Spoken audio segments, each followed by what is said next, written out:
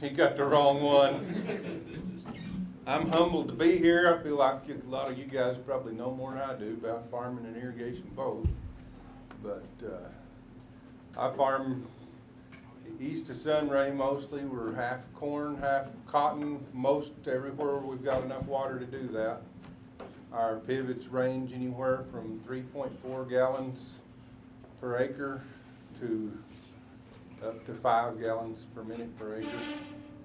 And we shoot for 3 bale cotton and 250 bushel corn. And we've been successful in that everywhere we haven't gotten hail for the last 5 years. Our process is simple, and out of every water saving technique that I think they can tell you about here, if you've got the soil that will hold it, I think the biggest thing is slow passes. We run 2 inches on our corn and 1 inch on the cotton during the summer, and it will save you a lot of water if you slow them down instead of trying to run 1 inch on the corn, because you're going to evaporate 1/4 to 1/2 inch every time you pass over that. And so with a 2 inch pass, if you're evaporating 1/2 inch, and that's when the corn's small and it's 105 degrees and the wind's blowing 30 miles an hour. Some days that you'll evaporate more than 1/2 inch. If you're going to evaporate 1/2 inch every pass, well, your 2 inch pass, you're getting 1.5 inches in the soil. And with a 1 inch pass, you're getting 1/2 inch in the soil each time, so you're only getting 1 inch. 50% more water goes in the soil with that slow pass. And I don't know, the only other things that I see that are really important on my farm, and more so, I like the narrow drop spacings. I like the bubble nozzles. We run them in some circumstances, but not always. But if there's any real water saving technique in a system, if you've got unlevel ground and you have pressure regulators, don't let them get to be 20 years old, because you're overwatering in part of the field and your corn's burning up in another part of the field, so you overwater where the regulators are not working right. You're overwatering in that part of the field trying to get to where you're underwatering in the other part. I think that makes it, as far as systems goes, that makes a big difference. How often do you replace them?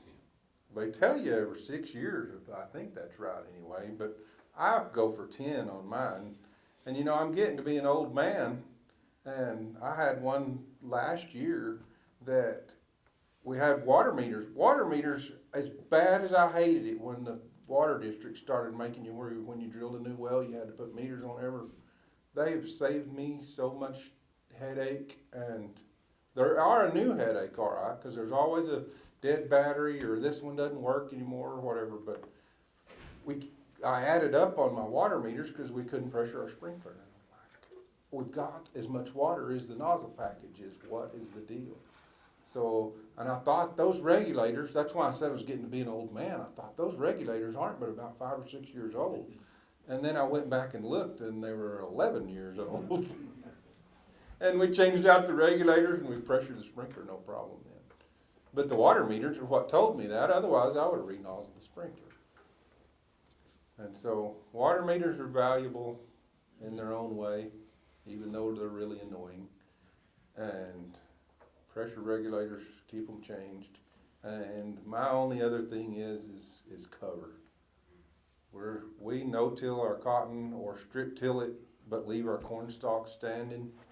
And that has made a big difference in our water consumption, because the ground's solid covered in cornstalks and shucks, and that shade and cover keeps enough moisture in the ground that it makes a big difference. And then we've been going back in and running a stalk cutter when the cotton's about, ankle high on this boot anyway, 6 or 8 inches high. We run a stalk cutter in the middles and knock those stalks over. It doesn't chop them up, just knocks them over. I think more brothers run a roller of some kind on theirs, and it makes a big difference not only having the cover for the water savings, but we have some of those times like, 2 weeks ago that we had the 80-mile-an-hour winds. I've had that with cotton where I disked it and had a lot of cover in the field, but the cornstalks got to rolling, and it was like the cotton was hailed plumb out. And since we've started leaving our cornstalks standing, we've never had that problem again. So. But you do roll them, is that just for harvest age? Yes. Yeah, because we've had some miserable times harvesting with the stalks all standing. It works one year and doesn't one year to just leave them standing. And we had one year that. With Milo? What's that? Is Milo gonna give you that same? We haven't had any problem with Milo leaving it standing. So you can leave? Yeah, we've been leaving the Milo stalk standing. How tall are they generally? 18 inches? Yeah, our Milo stalks be close to 2 feet if it's irrigated, but I hadn't grown irrigated Milo in about 4 years. But you're saying it's not a problem to just leave those standing, and No. that's good cover for the cotton too. Yeah. Right? The only problems I've had is that we didn't leave them standing is we had some forage sorghum seed, and those stalks were this tall, and I was afraid that it'd shade the cotton out so bad that it wouldn't grow off, and so we did knock them down before the season. So you ran a chopper in a row? Yeah, it's just about a 8-inch wide, 10-inch wide blade, and we just run the middles with those. So your spacings are what, 30? Yeah, So you just moved over the middle and then ran it? yeah, we just plant 15 off center, and Well, let's get the next description here, because we're gonna get a lot more questions, I can tell on this one. I'm Braden Gibson, and we farm in Moore County and Hartley County, and then in a whole nother world over in Lipscomb County. So our irrigation practices are way different from one side to the other. I believe that having that has made us better irrigators, because on one place we don't have a lot of water, and the other place we do have water, but we have 50 times more issues over there than we do in our lighter water areas. And I'm with Casey on the slow passes, and I think that corn gets trained and it knows to stay alive till you get there, because when you finally get there, it's gonna get a big drink. But we plant our cotton on 30-inch spacing, and our corn we planted on twin row 20 spacing, which I guess would be about 10-inch corn. And so we're big fans of cover. We leave all of our corn stalks and strip till into it. We run a chopping head on those, and but we leave all the residue we can. And then cover crops are a big part of our eastern program because we're so sandy over there. And we figured out that the cover crops is a big deal over there through the fire 4 years ago. That monster that burned almost 1 million acres came right through the center of us and burned everything we had, and it looked like the moon. And so we planted fence row to fence row, and a cover crop, mainly just trying to keep it from blowing away. And we did that, but we also found out that those were the best crops we ever had. And we just, whatever we could find. Rye, it was mainly rye, oats, even wheat. I mean, but it was more of a crisis situation. And But you're sandy over there. very, very sandy. And that's why you. But now we do it all the time. I mean, everything we plant cover, and that's what we were talking about outside. We were waiting. You know, the cover crops, the salesman can get out of hand. You know, what we plant is whatever's the cheapest. We're just looking for a cover. Yes, if I tried the turnips and all the blah blah, I have tried it. But I'm a cow guy too, so we mowed all that down with cows. But really, it's just a cover. It's just something to keep that sand from just getting so hot. So our irrigation practices are different over there. In the corn over there, we're using the big gallons of water as more of a cooling mechanism than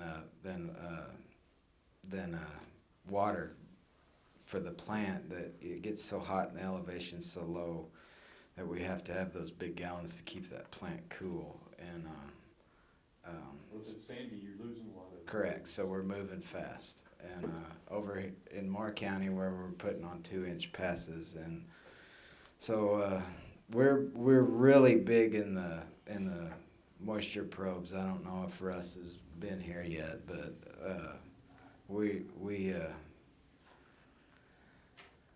when it comes to technology, Gibson Farms tries not to be on the bleeding edge of things. We just try to, adopt technology as someone else has figured it out. And but the moisture probe thing is very essential to our operation. We really monitor them, and they work if you work them, and in our operation, and we really can see in those sandier soils with the more water capacity that we have actually nozzled our sprinklers down, and are running less wells because the cotton does better if we got it nozzled. We have most of them nozzled at around 3.5 gallon, we have to simplify things. We're not very smart, but if we don't have to start and stop that sprinkler all the time according to the moisture probe, and we can just set it on a lower gallon and keep it running, then we can keep that fuel gauge in the middle on those probes, and we've really seen a difference in our cotton yields. Is just keeping it steady. What are you doing on your system? With your drops? We have both. Yeah, we have both. We're trying to convert most everything to 30-inch spacing, but we're not there yet. It just takes time to convert that much. And but over here, where everything's 30-inch and real low to the ground. Well, over there, I'd like everything to be low to the ground, but I also have to deal with hills. So it's just as low as we can get them without dragging the ground. And Okay, pass it on, Justin. Hello, Justin Garrett. We are Moore County, Hansford County, Ockaltree County, and we have, like he does, anywhere from just real tight ground all the way to sand, caliche.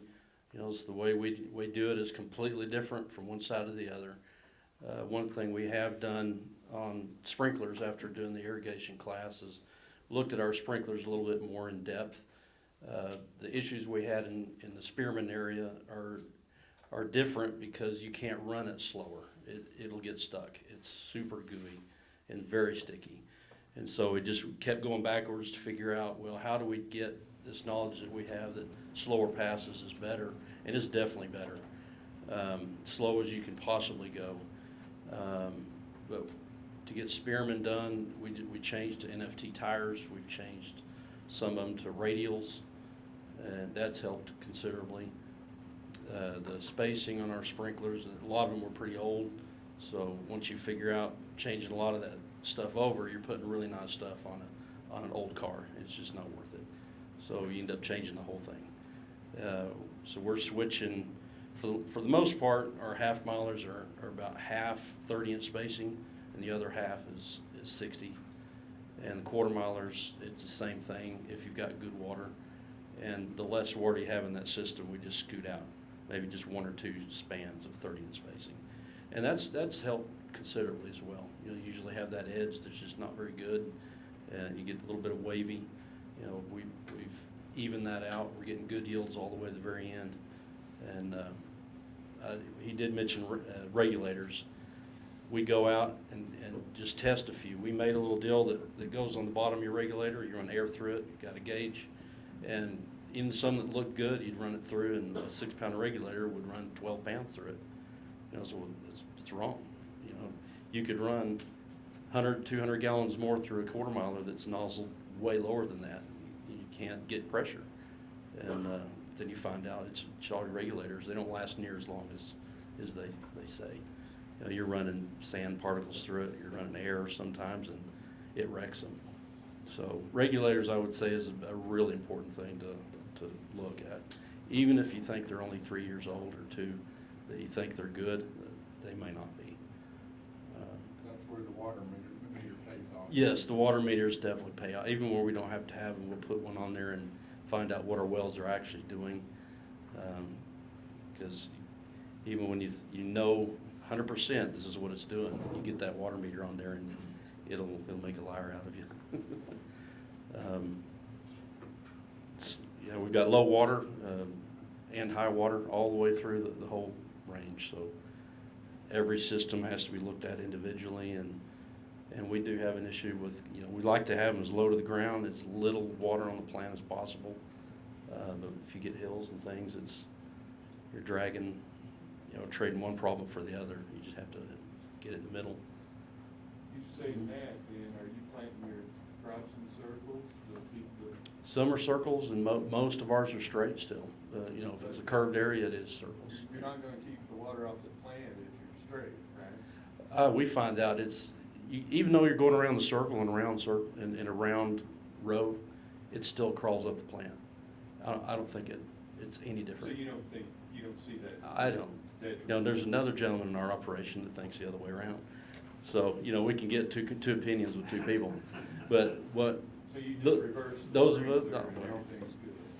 well, it just Not drags. teasing you. Yeah, no, I mean, we've looked at that ad nauseum, and, But it's not really hurting for that water to hit that plant and run down, as long as it's under that cover and in that, oh, yeah, in that yeah. shade.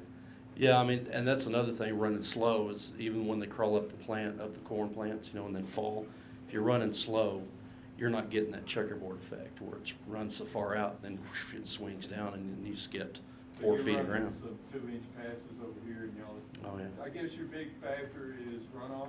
If you're too slow, you're gonna see some runoff and you speed it up. Yeah, you just watch it. You're out there every day. You just see it, and you see it. You puddle so much ahead. If it's too far ahead, you speed it up. And over time, you can go slower and slower as time goes by. I'd say that's the best thing we've done. Yeah. Organic matter is worth its weight in gold for runoff. I've got farms that I bought that the organic matter was very low, and we ran compost, and of course, like I say, the no-till helps a lot, no-till strip till. And when I first bought it, when the sprinkler is 1,700 gallon a minute half miler, and when the sprinkler was 1/8 of a mile from the turn row, there was already water running out of the circle. And now you can be 30 feet in front of it, and there's no water. Organic matter helps a lot. And the only way I've found to build that is no-till, strip till, and some compost too. All right, now. And he's the compost salesman, not We me, don't I'm the wanna one get buying into it. That being said, one of the things we learned was it's hard to really change that organic matter by your soil analysis. So what are you telling me, how much have you changed your organic matter short of just what you're seeing and what you're doing? Probably in my soil analysis, it's not as much as you'd think, half a point. But just having the stuff laying there makes so much difference. It just, It's more cover? yeah, more cover and the organic matter in the soil. I mean, you can dig in my fields and you'll find leaves and roots from 2 years ago still there.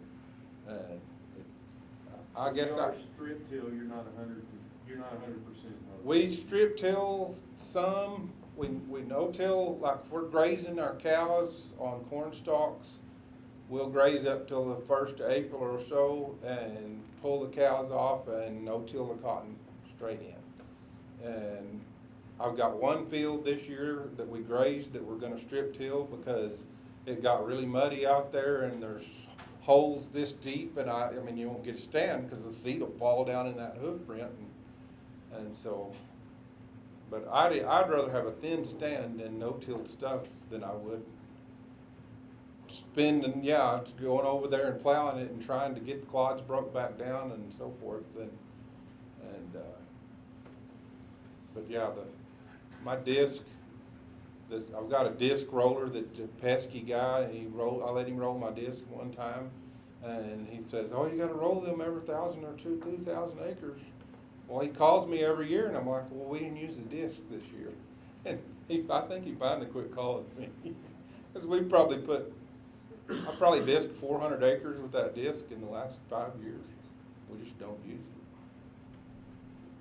Okay, one of the topics that came up today was GenSet. A couple of these guys deal with GenSet. So, your comments on GenSet? Worth it? You got Well, we run a few GenSets. Not, well, we don't. We ended up, we had to run them because our water dropped off so far that we didn't have highline power to supplement them. So, but now we've converted more wells to GenSets because they're more efficient and the cost that, you know, yes, they're expensive to buy and put in, but we've seen the GenSets are cheaper to run than the electric subs that we do have, and that's just where natural gas is right now. I guess it could change sometime, but anyway, our key to GenSets are having good motors on them, and good motors can still give you problems, but you know, Caterpillar, yeah, they're expensive, but it seems to be what works best. And one other thing I was going to say about cover crops is we run quite a bit of cattle, and so a lot of our cover crops get grazed real hard too, and so we do have compaction, you would think, but speaking of the soil probes, this last year we had a I don't know why he stuck the probe where he did. He just did, and it was reading red all the time, and I was really concerned. And but the cotton was beautiful. I mean, it was beautiful cotton, but the probe was reading. So I call him. This thing's messed up, you know, because the cotton looks too good. Well, they came out and dug in, and because they're like, no, our equipment is not wrong, you know, and they admit when they're wrong and fix it, but they said this is not wrong, and I said, well, you can't tell me this thing's been red for 10 days and that cotton looks the way it looks, you know, it's just impossible, and he agreed. So we got to digging. I mean, the guys, Russ's crew came out and they got to digging to try to figure out what was going on. Well, the water was infiltrating through all the cover crop roots. And yes, we had a massive hard pan and it could have been a big problem, but all that water was filtrating. Was it going different? It was running, but it would find a place to go down. And so he did move the probe, so I'd quit calling him. But that, you know, so that we learned a lot of our stuff. We learned by mistakes, and you know, cover crops are. I think they're a big deal, and organic matter, but organic matter buildup is a slow process. It's not something instant, but in our lighter water that we have been working on our organic matter for quite a while, we do see significant yields in corn that shouldn't happen with the gallons of water that we have. And then we also, like those lower gallon circles, we'll plant, like on a quarter miler, we'll plant half of that circle really early, and then plant the other half pretty late, and we can share that water, and you know, on a 350 gallon pivot, we can yield over 200 bushel, and I don't think it should, but it does, and I think the organic matter buildup cover crops. It's just, you got to pay attention more, is what my dad always tells me. It's not plant it, turn the sprinklers on and fertilize it and leave anymore, I guess. It's all too expensive to do that. So. On the GenSet, we have a few GenSets as well on our smaller wells. Took a lot of the hollow shafts out, put in 50, 60 horse subs. link them up with wire and just have one big motor, and that's really efficient. It works well. But just about everything else that's left is too far away. So we end up having to stay on gas at that point. And it's old farms that has gas and electricity both. So just as you can move them over to GenSets, I'd do it if you can. I don't know if there's any other information on GenSets. Yeah, good motor is probably the most important. So it's economically feasible, doing that? Uh, Compared to running on gas? Or keeping on gas?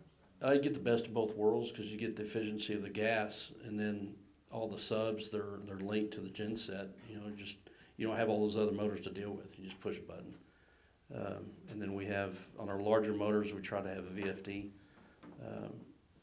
just so we can. Where our half milers we run a couple of electric motors. At least one of them, the last one we have in there is on a VFD, and that controls the pressure of the system. So that way you don't have every single thing on a VFD. But it's, I guess, the bigger, well, we say the bigger the well, the more the VFD is beneficial. And it keeps it a lot more steady. So if you have a three-phase line running right by your property, you would still put a GenSet on it and produce your own product? No, at that point, what we do is we go ahead and put an electric motor directly to the three-phase. I didn't know if you could Yeah. do it cheaper than you could buy it or not. I think some do. You could probably, it depends on the size of the wells. You know, if you've got, you know, like on one side of the farm, you have 100-gallon wells, 200-gallon wells, and you go to Spearman and have 1,000-gallon wells. You know, it's, I think it really depends. Every section's different.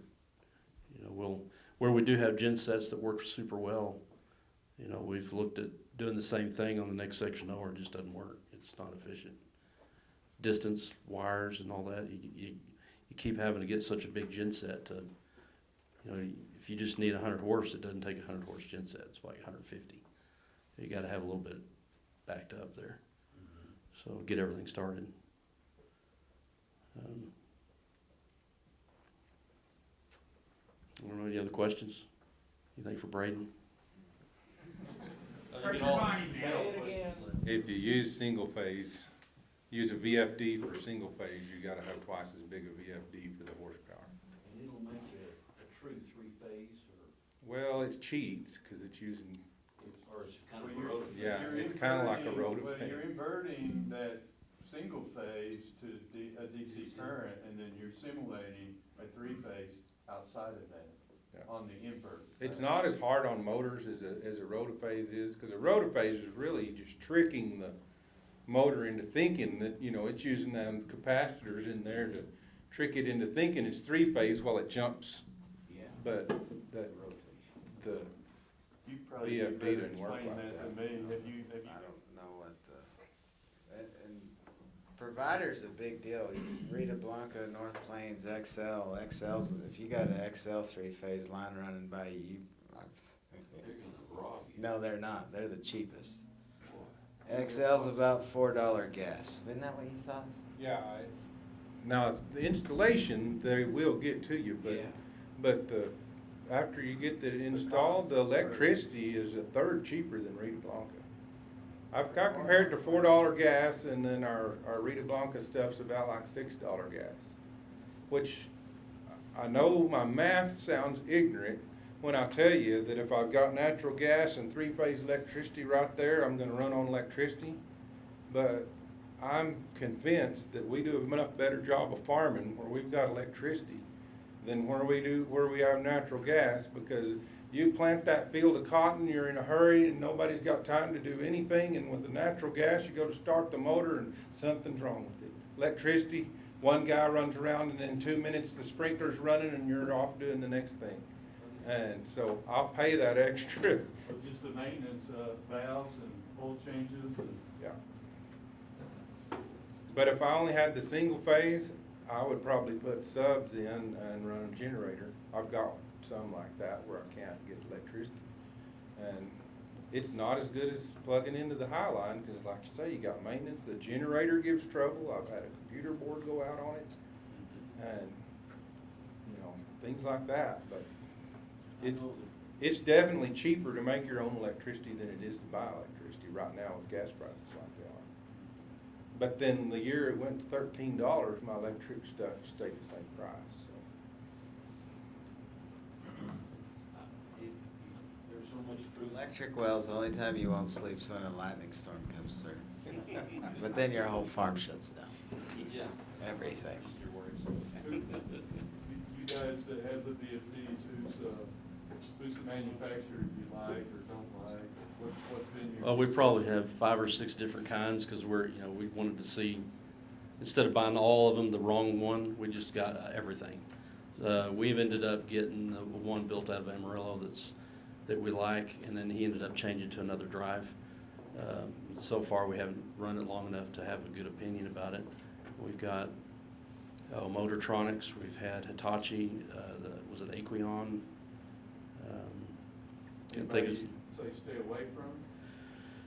Not really. I mean, they all have it's more of a ease of use. Some of them you have to be an engineer to program the thing, and some of them, I do most of our programming now, and they're fairly simple. They come in with most of it programmed.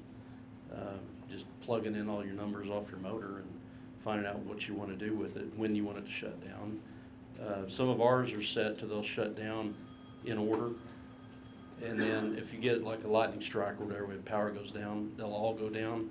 But we've got them to where they'll come on their own at a different time. You'll set them on a 3-minute delay, 7-minute delay. You can blow up a system if you don't have all this stuff set. And we've got potentiometers on a couple of them that once you start one into the system, then they'll start slowly coming up. That VFD will detect pressure, and that saves a lot of problems too. My understanding that they needed a pretty clean environment, cool environment. Mhm. Is temperature And filters on the wall, with yeah. the filters and all Yeah, that? keep filters, keep them cool. If there's any concern whether big enough, add a little bit more. Go Get them big upsize it, enough, right. upsize it. Yeah, be sure and upsize it. And they'll run a lot cooler. Trying to think if there's any other big things we've learned on those. Filters, I know are not required right now, but I think eventually they'll require them. But that's a huge expense. You gotta do it's the that. same That price as a takes it panel. out of the equation, Yeah. doesn't it? Yeah, 10,000-15,000. Yeah. But once you go to a filter, you don't have that adjustment factor anymore, so it'll eventually pay for itself. So, we have that at North Plains. I don't know if you have that on What Excel. adjustment? When you get your bill and there's the cost of the electricity, if you don't have a filter, they'll put an adjustment factor. Okay. It's just buried in all the numbers, yeah. By it not having that filter, so they're getting it back out. Because it's noise, yeah, because Yeah, their it's- meter's it's not their correct. system, yeah. but it may be one side or the other, so guess who gets the error? The I buyer. didn't realize they were putting a factor back in. Yeah, they do it at North Rita Plains. Blanca or North Well, North Plains? Plains, we don't have a VFD on our REA stuff. It's all in North Plains. So the North Plains putting that in. Yeah, not, We'll talk does about that Excel? tomorrow. Yeah, I have to, no, don't tell it, because it'll make everybody do filters. Would you put, Cost a fortune. VFDs on your next gen? Um, Doing the next gen? Make any sense? right, yeah, it makes about as much sense as doing it without it. I mean, I think it would help. But a lot of ours are maxed out. I mean, we have them just because it's the last thing in the system. You can slow it down just a little bit and work your way back up. Some of them, where we have low water, we have the VFD just because there's that line, we'll start pumping air. That's over on this side, Moore County. Okay, time for one last question. Who wants it? Roll a cone and be sure and get the one that's got the rubber torsion in it, because I was too cheap and got the stiff shank. And anytime you drive off in a badger hole with the tractor, it just breaks the clamps off, and there's your roller laying in the field. So, hard lesson learned, but I've got them now. And you don't need them behind the tractor tires, because the tractor tires smash the stalks down real well.